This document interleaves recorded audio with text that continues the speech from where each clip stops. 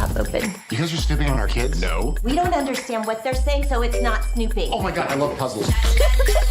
Some about an eggplant. In teenage emoji, eggplants are dicks. Wait, what? All emojis have a secret meaning, so like trees are weeds, and this thing is yas queen. Yas, queen. Blockers, the directorial debut from Kay Cannon and starring John Cena. This was a movie I thought looked ridiculous. I had no interest in it, but it definitely changed my mind. Let's see if it changes yours. Blockers is about 3 different parents preparing for their kids to head away to college. Little do they know their daughters also plan on losing their V-plates whilst at prom. The parents stumble onto their kids' plan and set out on a road trip in order to try and prevent the daughters from making a huge mistake. Hijinks ensues, and there's a lesson or two along the way. Let's talk the wins. Well, firstly, the casting. You've got Leslie Mann, who's always very funny, Ike Barinholtz, who's got a great back catalogue of movies, and John Cena, someone who I personally haven't liked, but this movie did change my mind on him. But it's also the way the film's directed. It does have some pretty good directing, in particular given this is Kay Cannon's directorial debut. Before this, she had written Pitch Perfects 1 through 3, but this is the first time she's got behind the camera and actually do some of the camera work. And you know what? It's a pretty decent film. It won't win any awards for its filmmaking, but it definitely gets across everything it needs to. It's also rife with good laughs as well. I thought I was laughing like every 5 to 10 minutes and hysterically as well.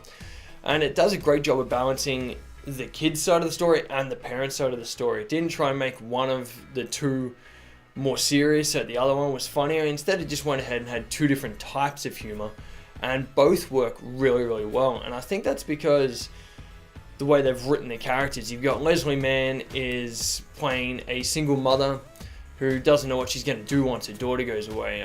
Ike Barinholtz is playing a character who is a divorcee, but he's also got a really interesting arc behind him as well.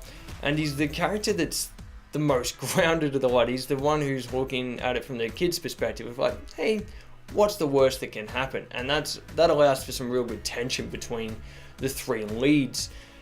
And surprisingly, John Cena was brilliant. The funniest parts of this whole movie are John Cena's lines.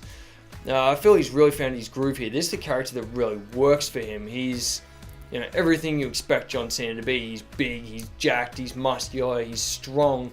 He's got the buzz cut, but they've gone ahead and written him in such a way that he's also highly emotional.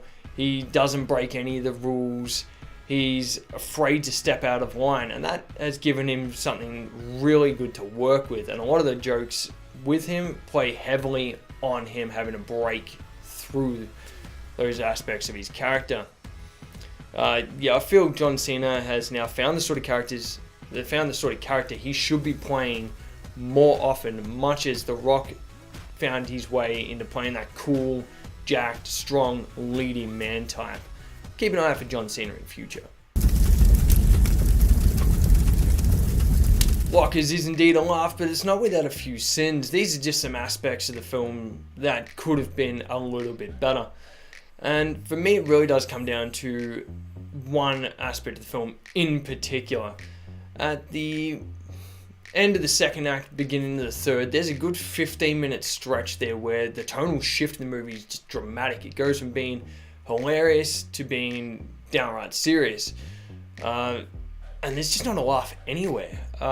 This is the part of the movie where there's a lot of lessons. It gets very PC. It starts getting really down and dirty with what it's trying to get across. And that would have been fine had it balanced it well with some laughs. Because I found myself wanting to laugh again, but there was just nothing to laugh at this point. It's not that the messages it's trying to get across are necessarily bad. In fact, they're actually quite good. I was very surprised that a movie like this went ahead and chose these messages to get across. It's just that it doesn't have a very good balance with just how funny the rest of the film is. So once it gets to this part, and you'll know it when you get there, don't expect to laugh for a short while. It definitely feels very out of place. In conclusion, Blockers is hilarious. A lot of people said Game Night is the comedy to beat this year. Blockers beat it in very short time. In fact, I reckon Blockers is going to be a very hard comedy to beat throughout the rest of this year. Kate Cannon did a great job with the directing. The cast was excellent. John Cena has found his feet. And yeah, I just wish there were more comedies like this. The humor is a tad crude and it is very adult, so be prepared for that. But on a whole, this was an excellent movie. But how would I score it? As a film, Blockers is well directed, it's got a great cast, it proves John Cena is someone to really look out for, and I feel most people are going to go into this and have a really good time. So I'm going to go ahead and give this a B+. On my personal side of things though, my score, I absolutely loved this. I thought it was funny, the jokes were, I feel they're going to be somewhat timeless in some cases. I feel like I could watch this again and still laugh at it, and I even enjoyed when it starts getting across some of those messages and some of the PC elements of this film. I just wish it had balanced them slightly better. So at the end of the day, I'm going to go ahead and give this an 8 out of 10. Yes, so they're my thoughts on Blockers, what I believe is the best comedy so far this year. Was it yours? Let me know in the comments below. Let's get a real lively conversation happening. If you haven't followed me over on social media, I'm on Twitter and Instagram at Sinema. And if you haven't subscribed to me yet, get down there, smash that subscribe button, and become a sinner. Till next time, guys, I'll see you later. Catch. On the count of 3. 1. Oh, not a fan. I am tripping so hard. I just had a vision. My dad was chugging beer through his asshole. I can't do anymore. Pose, Brian! Pose! Pose!